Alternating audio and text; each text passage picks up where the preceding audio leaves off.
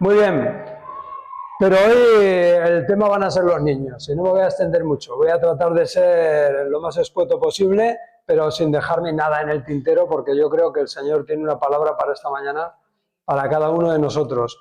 Os voy a leer un texto que leí hace tiempo, ya hace bastante tiempo, y creo que algunos ya lo conocéis. Es de un autor, un escritor húngaro, que tratando de explicar la existencia de Dios, tomó como ejemplo un símil de dos niños mellizos que estaban en el vientre de su madre. Estos dos niños estaban en el vientre de su madre y uno le preguntó al otro: ¿tú crees en la vida después del parto?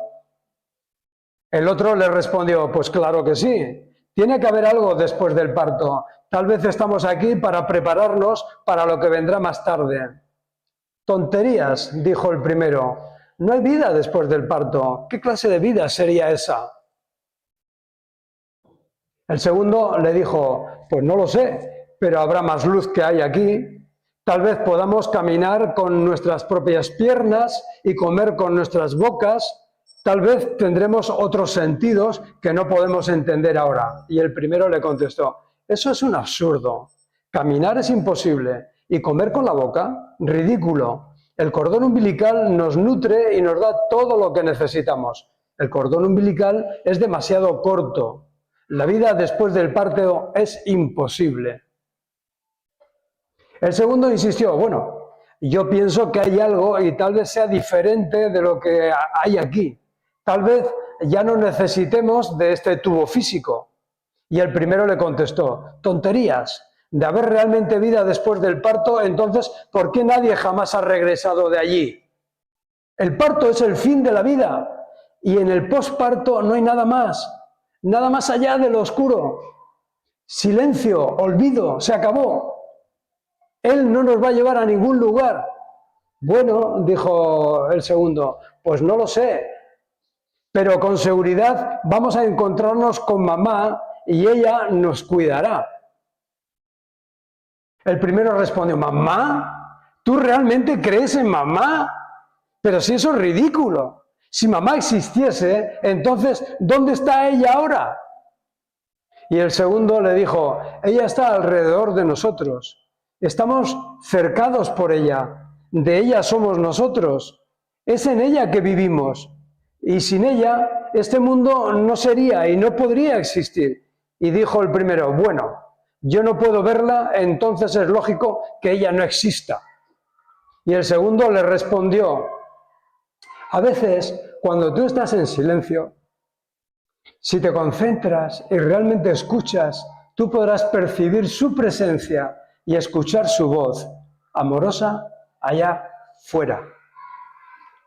Qué bonita ilustración, ¿verdad? Y a veces con Dios, entre la persona que cree y la que no cree, se establece este diálogo, ¿verdad? Pero a mí me pareció muy bonito, muy bonito. Y hablar de niños es hablar también de tropiezos. Ahora vamos a hablar de eso, ¿verdad? Porque habló el Señor Jesús de eso. Fijaros bien que caminar en humildad o caminar en orgullo tiene consecuencias diferentes según la palabra del Señor. En 3 ocasiones, tanto en Santiago como en 1 de Pedro 5:5, como en los Proverbios 3:34, dice que el Señor se opone a los orgullosos, pero da gracia a los humildes. Por eso digo que es diferente, ¿verdad? Las consecuencias que acarrea nuestra vida cuando caminamos en orgullo a cuando caminamos humildemente.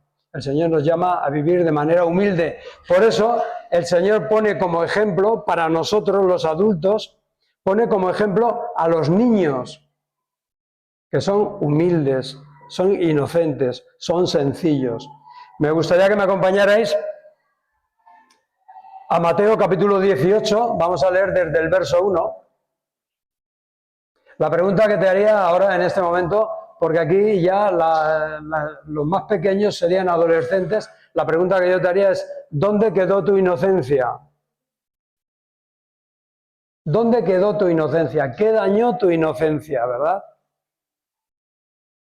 El pecado, la naturaleza humana, la inocencia de los niños se ve dañada por tantas y tantas cosas.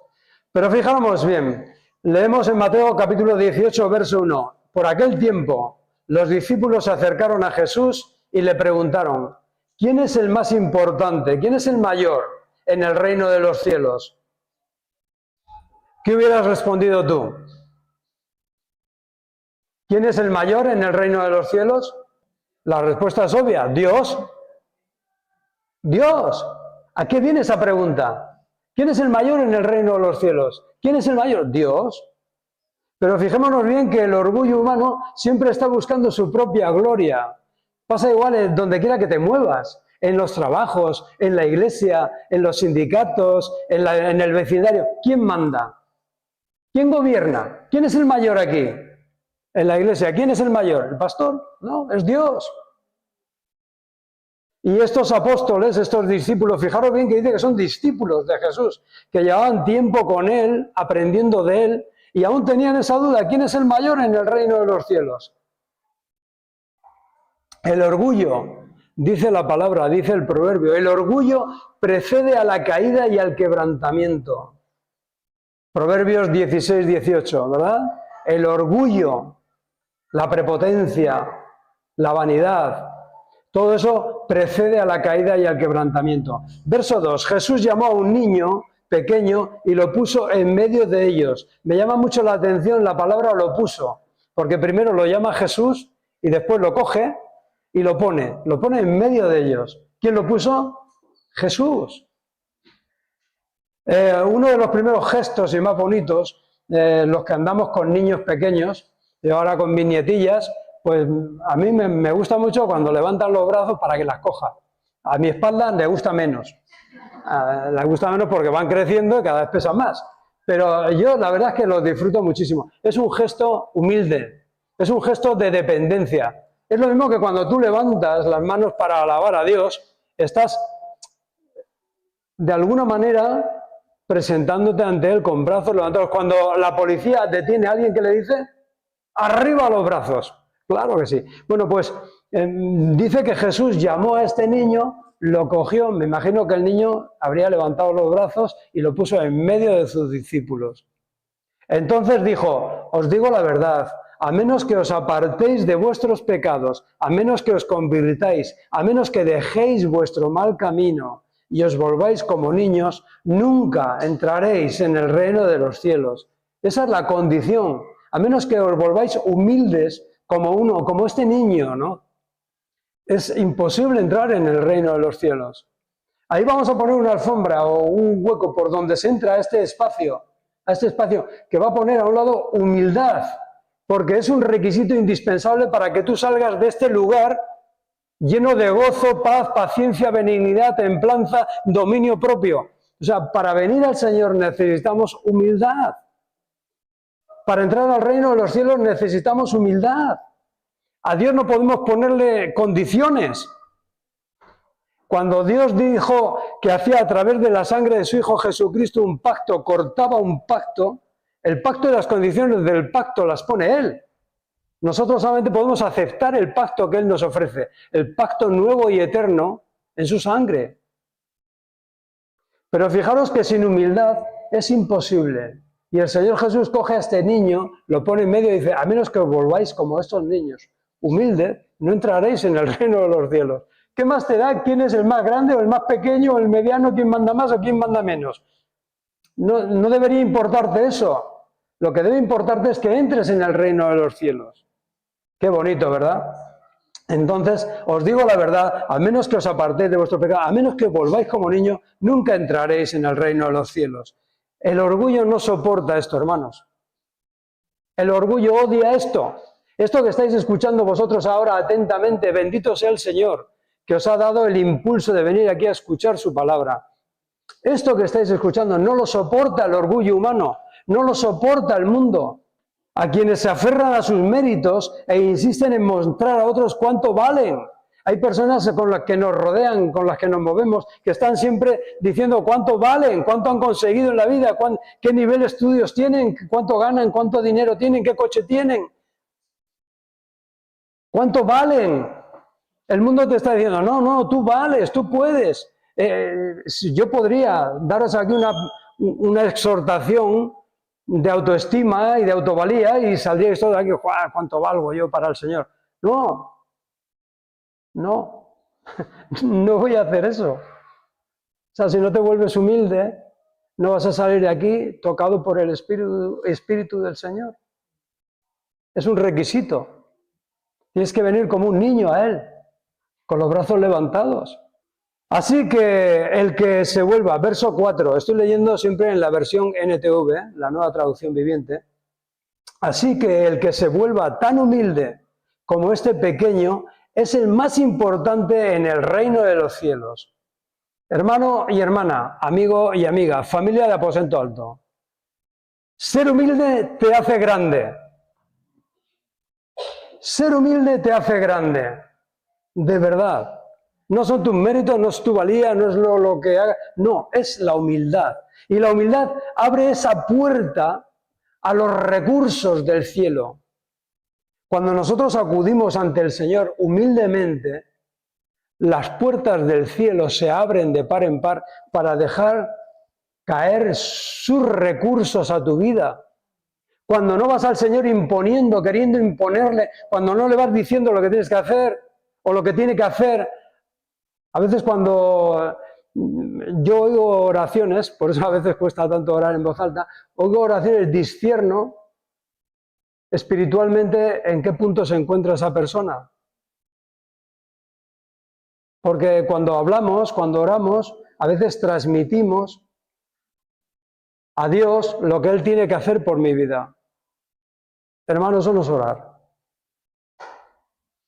Eso es más bien decirle a Dios lo que tiene que hacer. Y si tú quieres hacerle reír a Dios, cuéntale tus planes. A Dios hay que acudir con humildad. Y el Señor Jesús lo deja muy, muy, muy claro. Y es a través de la humildad que los recursos del cielo se abren para ti. No podemos exigirle al Señor. No podemos imponerle nada. No sabemos ni lo que nos conviene. Dice en Romanos, en la epístola, dice, no sabemos ni lo que tenemos que pedir. No sabemos ni lo que nos conviene. Menos mal que el Espíritu Santo intercede por nosotros con palabras, con gemidos indecibles. Es decir, es como si el Espíritu Santo, que es la tercera persona de la Trinidad, cuando nosotros estamos orando y no sabemos lo que estamos diciendo ni lo que estamos pidiendo, porque a veces pedimos algo que no nos conviene, es como si el Espíritu Santo estaría traduciendo a Dios lo que necesitamos, lo que estamos pidiendo. Dice, no sabemos lo que nos conviene, pero el Espíritu Santo intercede por nosotros con gemidos indecibles. ¡Qué maravilla! Pues hasta de eso se ha ocupado Dios, hasta de nuestro orgullo, hasta de nuestra prepotencia, porque yo soy prepotente cuando me acerco a Dios muchas veces. Le digo a Dios, Señor, necesitamos que el local, necesitamos que se abran puertas, necesitamos. Dice el Señor, tranquilo Andrés, tranquilo hijo, igual necesitas aprender una serie de cosas que todavía no has comprendido. Todo, dice el verso 5, todo el que recibe de mi parte, en mi nombre, a un niño pequeño como este, me recibe a mí. Recibir en el nombre de Jesús significa influir en esa persona, sembrar, porque cuando en la Biblia se habla del nombre de una persona, se está hablando del carácter. Los nombres en la Biblia reflejan el carácter de la persona, ¿vale? Entonces, cuando el Señor dice, recibís en mi nombre, es decir, como si lo recibierais de mi parte, estamos transmitiendo, estamos sembrando de parte del Señor en la vida de ese niño. Y dice el Señor Jesús, y no me digas que no es bonito esto, qué función, qué ministerio tan maravilloso. Cuando yo veo a las hermanas que suben a la escuela dominical a transmitir el mensaje del Evangelio a los niños pequeños, a veces no somos conscientes del ministerio que estamos desarrollando, pero es tan importante, porque esos niños luego pasan el tiempo y se acuerdan de sus maestras, y se acuerdan de lo que han oído. No te van a olvidar, hermana. Eso es algo maravilloso. Pero lo mismo ocurre cuando somos padre, madre, abuelo, abuela, vecino, vecina, o tío, tía, no sé, lo que seamos. Cuando recibimos a un niño en el nombre de Jesús, estamos sembrando en él semillas de eternidad. ¡Wow! Dice el Señor, todo el que recibe de mi parte en mi nombre a un niño pequeño como este, me recibe a mí. Pero si haces que uno de estos pequeños que confían en mí caiga en pecado o tropiece, la palabra que aquí se utiliza es la palabra escandalón, donde viene escándalo, dice todo el que hace tropezar a uno de estos pequeños, bueno, pues le sería mejor que se atase una gran piedra de molino alrededor del cuello y se echase a la profundidad del mar. ¡Wow! ¡Qué fuerte!, ¿no? Es peor ser una mala influencia para un niño inocente que sufrir ahogamiento. Y ahora la pregunta, ¿cuántas cosas habremos hecho en nuestra vida que hayan sido una mala influencia? ¿Por cuántas cosas le tenemos que pedir perdón al Señor? Porque hemos hecho, hemos dicho, hemos actuado de maneras inadecuadas. Y eso ha influido en la vida de un inocente niño. Que Dios tenga misericordia de todos nosotros. La sangre de Cristo es poderosa para limpiarnos de todo pecado. Pero, hermanos, a veces tenemos que echar la vista atrás y pensar, wow, cuando estoy delante de un niño tengo la posibilidad de sembrar en él eternidad, pero también existe la posibilidad de hacerlo tropezar, de ser una mala influencia para él, de sembrar algo que no debe ver, que no debe oír, que no debe percibir. ¿Cuánto mal podemos haber hecho en nuestra vida, verdad? Conscientes o inconscientemente. ¿Cuánto mal? Pero cuánto poder tiene la sangre de Cristo, ¿verdad? ¿Cuánto poder? Cristo es la solución a todos estos errores de nuestra vida. Él es la solución. Y Él dice que debemos ser mansos y humildes, como Él mismo lo es. Como lo son los niños, la humildad. Verso 7. ¿Qué aflicción le espera al mundo? Porque tienta a la gente a pecar. Las tentaciones, los tropiezos son inevitables, dice el Señor Jesús. ¿Por qué? Pero porque la aflicción, pero ¿qué aflicción le espera al que provoca la tentación? El nombre del diablo es el tentador. Hermanos y hermanas, como diría el apóstol Pablo más adelante, no seáis niños en el modo de pensar. Sed niños en cuanto a la malicia, pero maduros en cuanto al modo de pensar. Fíjate que tenemos que parecernos a los niños en la humildad, en la sencillez, en la inocencia, pero no en la malicia. ¿Vale? Por lo tanto, si tu mano o tu pie te hace pecar, córtatelo y tíralo. Es preferible, vale más, entrar en la vida eterna con una sola mano o con un solo pie que ser arrojado al fuego eterno con las dos manos y los dos pies. ¿Qué manejas y dónde vas? ¿Qué ven los niños? ¿Hay violencia verbal en casa? ¿Hay aspereza del marido a la esposa? ¿Del hermano mayor al pequeño? Mejor cállate, cállate. Yo no puedo ver detrás de las paredes, pero cada uno vive en un hogar, ¿verdad? Con su familia. ¿Qué está queriendo decir el Señor Jesús con esto? Él lo que hace es enfatizar el valor de la vida eterna frente al valor de lo transitorio, lo temporal. Y le está diciendo el Señor Jesús a todos los que escuchan y a nosotros en esta mañana, vale más la vida eterna que lo temporal. O sea, no quiere decir con esto que nos vayamos a cortar un pie literalmente, no quiere decir que nos vayamos a cortar una mano, pero sí que tenemos la posibilidad de influir en las vidas de los pequeños con nuestras palabras, con lo que vemos, con dónde los llevamos. Ten cuidado, familia, padre, madre, cuidado dónde llevamos a nuestros niños. Cuidado con lo que les permitimos ver o les permitimos escuchar. Cuidado con nuestras palabras. Eso es lo que está tratando de decir el Señor Jesús. Vale más que siembres semillas de vida eterna en ellos que ser una mala influencia. Dice, para ser una mala influencia mejor ampútate un pie, ampútate una mano. Lo dice, verso 9, si tu ojo te hace pecar, sácatelo y tíralo. Es preferible entrar en la vida eterna con un solo ojo que tener los dos ojos y ser arrojado al fuego del infierno. ¿Lo puede decir más claro el Señor? Yo creo que no. Ahora, ¿qué está pretendiendo el Señor Jesús? ¿Está pretendiendo poner miedo en tu vida? No, no. La pretensión del Señor Jesús con estas palabras no es que tengamos miedo, porque mira, la persona verdaderamente libre es la que actúa, la que obra por amor a la justicia. Es decir, la persona que vive con miedo al castigo no vive en libertad. Yo me acuerdo una vez que estando en una comunidad vi a una mamá que le decía a su niño, fulanito, no hagas eso que nos van a castigar. No, esa es una expresión errónea. O sea, no hagas eso porque no está bien, porque se va a romper, porque te vas a hacer daño, por lo que sea, pero no porque te van a castigar. Porque el niño la próxima vez dirá, voy a ver si lo hago sin que me vean para que no me castiguen. Vemos, la persona que es realmente libre no hace las cosas o hace las cosas por amor, porque realmente le parece que es justo actuar así, o no actuar, pero no por miedo. Y el Señor Jesús con esta palabra no está pretendiendo que tengamos miedo al infierno, sino que actuemos, nos apercibe, nos advierte de las consecuencias de nuestras malas actuaciones.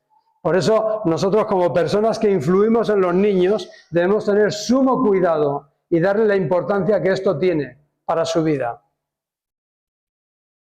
Estamos poniéndolo en contexto. Fijaros bien que primero pone de ejemplo a un niño y a renglón seguido dice, cuidado con los que hagan tropezar a un niño. O sea, y lo hace todo seguido el Señor.